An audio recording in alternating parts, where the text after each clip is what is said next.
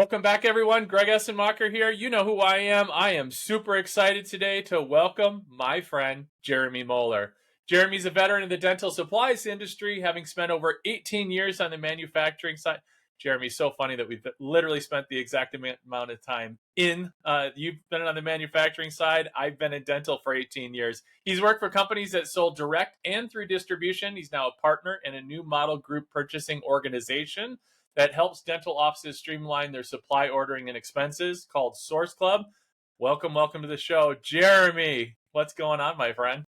Hey, Greg, good to see you, man. I mean, we're only 20 miles apart, but, just talking through video is normal here. I know, right? Like literally, like we live in the same town. And all right, mea culpa. I got to start off the show. I was at a conference very recently with Jeremy, and Jeremy and I see each other all the time. And I was giving Jeremy crap and saying, seriously, like you don't respond when we invite you to come on the show and talk about your company. Like, what kind of friend are you and industry partner are you? And he's like, oh, no, I didn't get the invite. And we like were playfully arguing for about a minute or so. And he pulls out his phone and he's looking at all the communications with me. And sure enough, it wasn't said. It was totally on Well, me. and in fair balance, you and I had met at a conference a little over a year ago, I want to say, and you had shot me a text afterwards, and apparently I forgot to respond to it. So, yeah, I think we're both on that side of the ledger now. Oh, and I gave you crap for that too. So I mean, it was turnabout's fair play. So the ghosting is now even 1-1. The score is tied, and so we'll see who gets the tiebreaker in the event. So tell me, Jeremy. So for me, you know what I do, right? And so on the supplies side, right? I mean, it used to be, right? When I first got into dental nearly 2 decades ago, right? I mean, there was Patterson, there was Henry Schein. I mean, there was like a couple of big players, and then there was a bunch of little small mom and pop local guys. The landscape has changed so much, and it's not my expertise lane. But tell me a little bit about all of your years of experience, right? Nearly 2 decades of experience. What, just from a 10,000-foot view, what have you just seen as the evolution of this space? And then we can start to drill down into a little bit more about your specific knowledge base that you have. I'd just love to hear somebody who's been in that space for a long time. Yeah, so I actually started off with a direct manufacturer called Aura Pharma, who has a product for periodontal disease called Arrestin. When I started there in 2006, we were a direct sale manufacturer. Now, if anybody listening, if you know Arrestin, it's really, really expensive, and you can end up going through a lot of that product. The issue with that became for us was, how do you collect on it, right? Our accounts receivable as an organization was horrendous. And so we actually ended up partnering with Henry Schein, and Henry Schein to this day is still the only distributor of Arrestin. But as you've seen in the industry, I mean, it's still highly fragmented. Everybody knows Henry Schein, everybody knows Patterson, everybody knows the other couple big 2 or 3 there. But there's a bunch of other really good distributors who you can get your products from as well. But nobody really thinks about them necessarily unless you have a direct relationship. And so, there's been so many changes in the market, though, in terms of what do they focus on, right? Is one a technology one better at service, one better at better pricing? It's all over the place. So in terms of changes, I would just say the consolidation is going to continue on that front. But at the end of the day, they all carry the same products. So why are you paying more for one distributor than what you could with another one?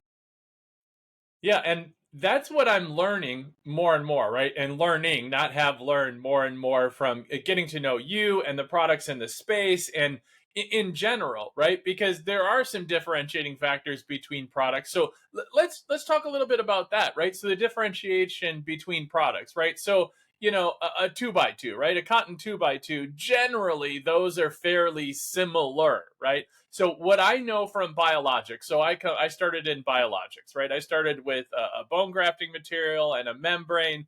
And what I was really surprised, and perhaps it was my naivete like 18 years ago, that after a few years in the industry, well, maybe a few after that, that there was one manufacturer and they literally labeled it to 7 or 8 or 10 different companies, the exact same product. right? And I didn't realize it until you look at where is this manufactured, and it was the exact same product, but distributed amongst 8 or 10. I think it was about 10 maybe, but it was the same product. And so, do you find that on the side, on the distribution side, that or on the supply side, is that the same case, or are there minor differences, even as simple as like a 2x2 in the industry, and there's just differentiation in pricing as well? So, to take it back to biologics before I move into the other pieces there, I mean, how many tissue banks are there in the United States? Two, three, maybe, right? So, I think there's 4 or 5, but I don't mean to overcorrect you. But I think there's 4 or 5 literally that process human tissue for sure. If you're talking about human tissue banks, yeah. yeah, exactly. So, what I've heard from many clinicians is bone is bone. Now, membranes, you can start getting into differentiation among that, but bone, if you're throwing bone in there after for socket preservation, they're all pretty much the same, right? And the same thing goes for your other, what we call non-clinical supply items, right? Things that you should be buying a house brand version of. So let's say you're buying the branded version of air water syringes, right? And I will tell you, I worked for Dentsply Sirona for many years, and I've seen them manufactured, and then we ship them off to distribution, and you can buy the expensive Dentsply version of air water syringes, right? And when I was at Dentsply, we were trying to convince people to buy our version of that product. However, we shipped it out to every distributor, and they slapped their own label on it as their house brand air water syringes. None of these distributors really make anything themselves. They just buy it from different sources, slap a label on it, and that's actually where they make most of their money, is on those house brand products, because the margin they can charge on those things is absolutely ridiculous. So there's actually a really good example out there that Septodont makes Articaine for the entire world. They're the only global manufacturer of Articaine. So it doesn't matter if you buy the Septicaine branded version from them, or you're buying the house brand version from a distributor, or the Dentsply Articadent. It's literally the exact same product. So why would you pay more for that exact same thing just for a different label on it? Yeah, and it's true. So when you look at like the allograft market, and I know this to be true because there is a tissue bank and it's located in the Midwest, and they were the original manufacturers. And then one of the largest implant companies, or at least market size implant companies, had their white label on it, exact same product. And I was actually a part of a company prior to that white label happening for that particular bone bank. And we had a minimum. You couldn't drop the threshold of that product at that price below a certain threshold, because that tissue bank wanted to have the cost price advantage of that. So then that premium dental implant company then got very creative and said, okay, so if we can't drop the price below this for this allograft product, then we're going to do some creative pricing, or creative bundling, as I like to call it. For all of you people out there who know, right, you know exactly what I'm talking about, right? It's kind of like that hashtag, if you know, right? That type of thing. But like you talk about though, and I want to go back to this point because I think it's important to really drill down into just a little bit, is that bone is bone, yes, but it's always the configuration of it, right? So, allograft and xenograft are different, right? Cow bone and human tissue is completely different. The way that they respond to the body, turnover rate, scaffolding structure, all that. But even when it comes to the allograft and the human bone, it depends on if it's cortical, cancellous, the blend, the particulate size. So I just wanted to make that clarification too. So for all my biologic people out there, right? Because if they're gonna, don't be coming at me, right? Because I know people love to respond on socials back to me, be like, "Oh, well, that was very oversimplified." So I just want to make sure we have that clarification, because if the family you come from, the family that I come from, we know, right, that there are some differentiating factors. But I agree, right? That house brand model, just like, but I want some clarification on this, and I want to really talk about this, because I know for me, there are certain items, right? And I'll go over to the grocery store model. There are certain items that I will definitely do house brand, whether it's, Costco and Kirkland, whether it's, Sam's Club and their brand, or whether it, unit Kroger brand, or you go right down the list, right? Signature Select, if you're a Safeway person, we can literally go right down the list. There are some house brands that absolutely I'm fine with, and there's others not. Here's a good one. Kleenex. For me, it's got to be the Kleenex brand, right? Or it's got to be like a nice name brand, because I can't stand when I pull the facial tissue out and like all the fuzzies and the floaties in the air, especially if I've got like something going on like intranasally, and then I've got to sit there and I've got to deal with like all the fuzzies in the air or like leaves, it just drives me nuts, right? Or, if we're talking about anything that has to do with paper, right? The single ply, like seriously, I don't want my finger poking through, right? We just don't. Right. So I mean, in your lane, right, with dental supplies, like what are you finding as far as some that are house brands? If it's the exact same thing, right? The example you gave, 100%. But what about if people are, because as a GPO, I'm sure there are some that say, you know what, I want my Kleenex, right? I want my Band-Aid brand Band-Aid because it sticks better if it gets wet compared to that no-name brand that I'm using 3 or 4 times as many, or it doesn't work as good. How does that differentiation work with your group? Because some may be asking themselves that or have some misconceptions about that. And I want some clarification for my listeners on that. Yeah, so our mission at Source Club is to save dental practices money on the products they know and love, right? So our whole thing is to find the exact same thing that they're buying now, just get it for them less expensively, right? And so usually it breaks down into 2 categories: clinically sensitive items, non-clinically sensitive items. Now, so what we do when if before anybody ever comes on board with Source Club, we download their entire purchase history from all their distributors, and then also some direct manufacturers as well if they'd like us to take a look at those. But we focus on distribution. And the reason why is that's where we can save them the most amount of money because, once again, they'll have access to the same products. So we just match it up. So if they're buying OptiBond, we just find them OptiBond through one of our suppliers that we have a contract with at a better price point. But, back when I was at Dentsply, my team's job was to convince dentists to switch from OptiBond or Scotchbond to Prime and Bond. That's a nightmare conversation I never want to have again, right? Like if they're happy and comfortable using a clinical product, great. I'm going to get you that exact same thing. So bonding, cement, composites, what have you, all those sort of things. If they're using a branded version of that, we just find them the exact same thing and save them money on it. If they're already buying a house brand product, we just show them the equivalent house brand with one of our suppliers. Because once again, chances are it's made by 1 or 2 global manufacturers. And we rarely have anybody ask us for an alternative product if they're already using one house brand. They're very happy with the next house brand. Where we do run into that is sometimes we'll run into somebody using house brand composite. Well, then we're going to run into very different situation of what that can be because you can source that from kind of anywhere. Another one would be like burrs, right? Burrs can be very particular, and there's a few really good burr manufacturers out there that then also sell through a house brand type situation because they manufacture so many of them and need to get rid of those. So with that being said, I mean, we work with the dental officer group to identify, if it's a clinical product, we don't ever change that. If it's a house brand product, we will switch them to an equivalent house brand product. The big difference for us versus other GPOs, though, is if it's something that probably should be a house brand, we will bring that to their attention. A typical GPO makes a percentage on the amount that you spend through them, right? Which we think is kind of a sticking point for us. The reason why is if my income is tied to how much you spend as a dental office, then I'm disincentivized to save you money. So with us and our model, we would actually show you like, hey, if you're buying a branded 2x2 gauze or air water syringe or some sterilization pouches, you know what? We have really good house brand versions of this that would save you.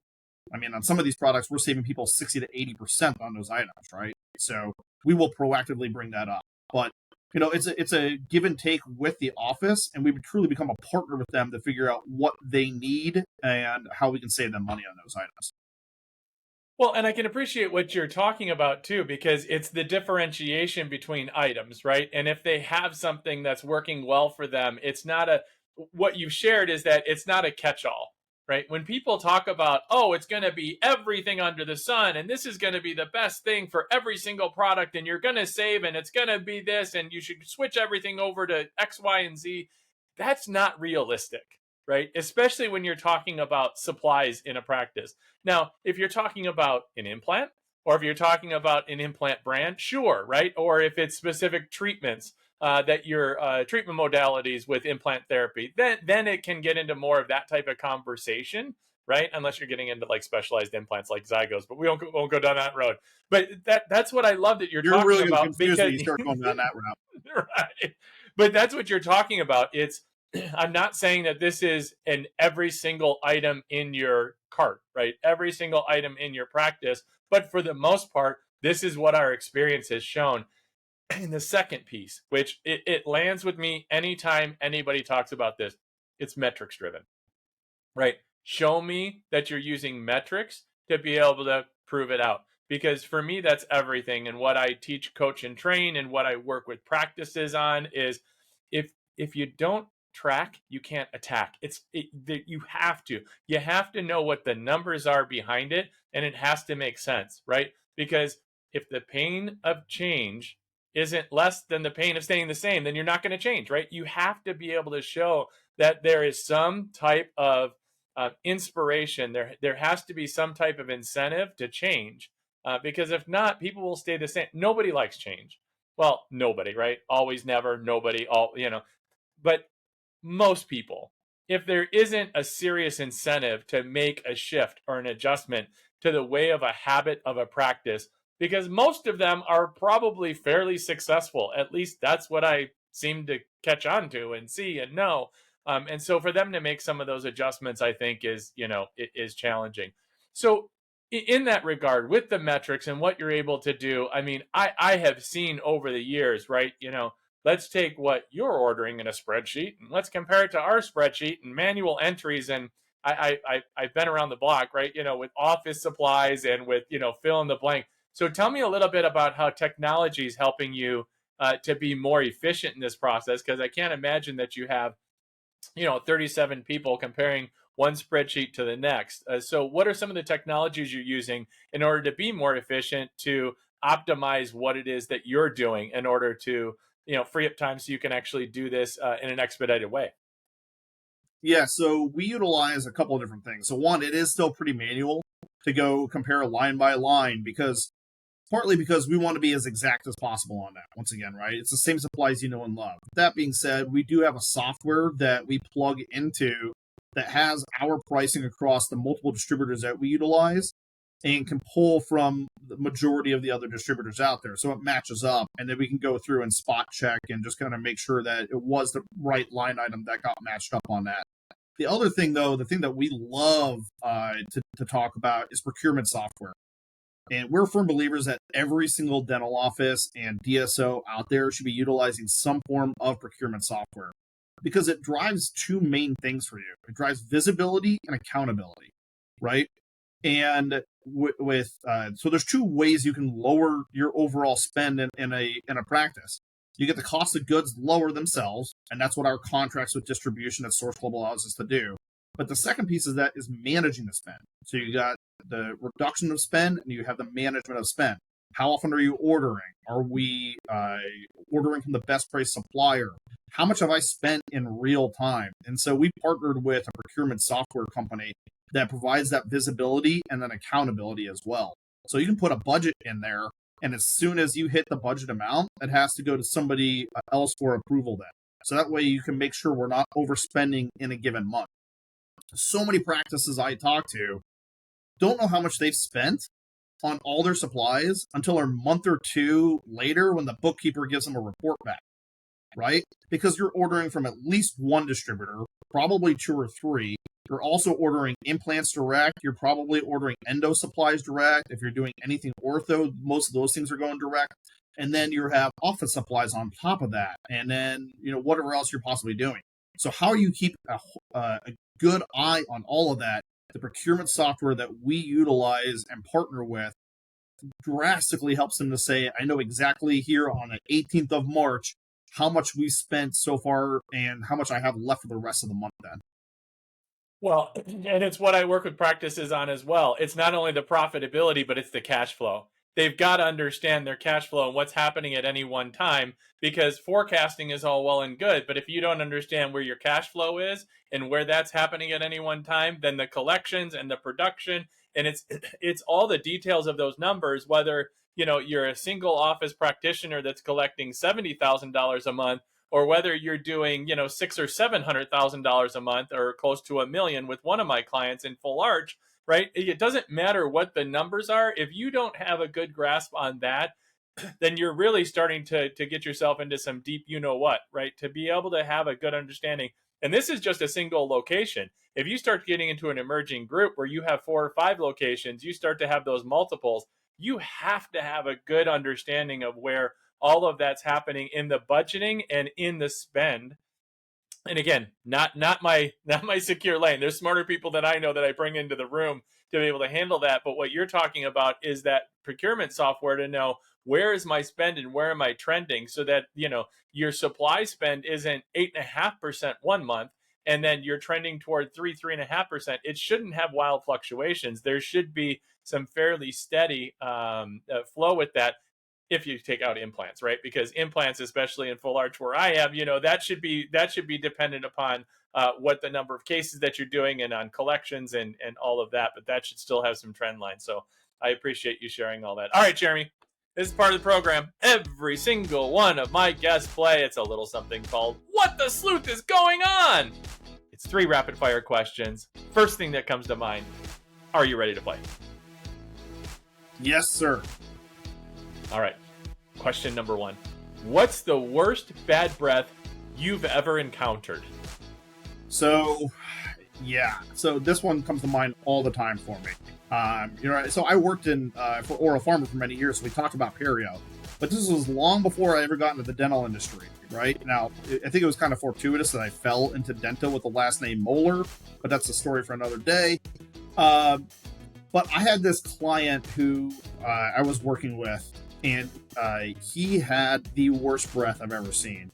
And I think he only drank coffee and smoked at least 2 packs a day. And so the amount of perio that this guy had to have, and I had no idea at the time, but sitting across the table from him, every month or so was absolutely brutal. So yeah, I'm going to call him coffee and cigarette breath guy. Yeah, that's like the worst, especially if it's a dentist. You're like, really? Well, really? It wasn't a dental. So this was before I was in dental, but yes. Oh, it was before you were in dental. Okay. Before I have a dentist story. I won't put him on blast right here, but yeah, I have a dentist story that's not dissimilar from that. Woo. Yeah, it's like, how do you not know, bro? How do you not know? Like, just leave the mask on all the time, please. Like, put it on before you go into the room. You can smell it before you went into the room too, but that's a story for another day. Okay. Question number 2: if you could change one thing about your smile, what would it be? So I have to think about this one a little bit. I mean, I did Invisalign this was probably 8 years or so ago, and so I never had braces as a kid. I actually had pretty straight teeth, but then I had that midline drift, and so when I went to work for Dentsply, I finally got ortho benefits. I took advantage of that, right? And then once I was done with that, I got a bunch of class 4s done up front, so I'm pretty happy with my teeth overall. Probably the biggest one for me would be that I have a freckle on my lower lip, like actually on the lip itself, from when I was in boot camp. Like, I got it in boot camp, this freckle in boot camp on my lower lip, and it's never gone away. And so it's my wife thinks that's kind of endearing and all that. With that being said, it's also people kind of stare at it a little bit, right? So I may want to get that removed at some point, I think. Like, you got a little something right there. You got a little something right there. They think about that. All right. Well, I'm gonna sidetrack. So tell me about your service. So I was a military brat, actually. So my grandfather was in World War II as an Army Air Corps pilot, right? There was no Air Force in World War II. Then he was in Korea in the Air Force, actually, after they created the Air Force. Then my dad was in the Navy during Vietnam, got out, didn't like civilian life. And so he was a career Air Force. And then I joined the Marine Corps out of high school, actually. So that's how I paid for college, because my parents didn't have any money for college whatsoever. So I used the GI Bill and joined the Marine Corps Reserves to pay for college. Well, I'm grateful for your service and for your whole line of family of service. Thank you so much. I genuinely appreciate that. My oldest brother is a 23-year Navy veteran. So thank you so much for your service. From myself and everyone at the Two Sleuth podcast, thank you so much, Jeremy, for that. Appreciate it. Appreciate that, Greg. You're not getting out of question number 3, though. Question number 3. If you could go back and be the inventor of any dental product, which one would you choose and why?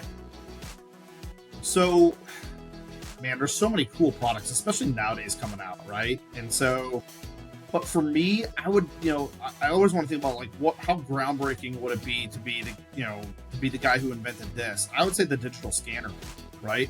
And they've come a long, long way from using the powders and everything else on those. But just the start of saying, why are we using this goop and goo in people's mouths, right? I mean, my dentist back when I had my Invisalign done, I've never had a crown, so I never had to, get the impression done that way, anything like that.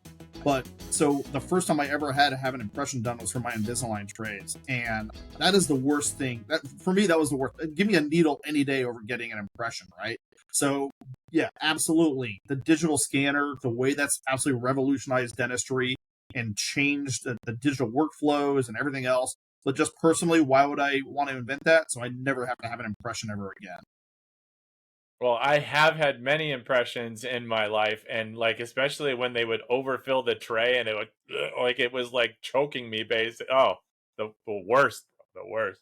All right. Well, I want to respect your time and my listening audience's time. So, Jeremy, in the last few minutes, is there anything I haven't asked you? Anything you want to share with the listening audience about how bad your Broncos are going to be this year? How decimated they are now that you made bad decisions in the past? As a Detroit Lions fan, you knew I was going to slide that in there. So, or it can be in business. It could be about your family. Anything you want to share in the last few minutes, Jeremy? So so in terms of the Broncos, I'm trying to forget 2024 is even going to happen because we're going to be so bad. But with that being said, the one thing I want to educate everybody in the market about is that the manufacturers, by law, sell to every distributor at the same price point. So whatever the product is, whether they're selling to one of those big 4 or 5 distributors or those regional distributors, the manufacturers cannot change their wholesale price to them. The reason why is that would be anti-competitive behavior, and the Federal Trade Commission will come after the manufacturers. This was drilled into me at my time at Dentsply, right? That I can't give a better price to one distributor versus another for that reason. So if you guys take anything away from me today, just know that distributors all buy their products at the exact same price point. So, how can you get those same products even lower? Or you get your same products you buy even lower?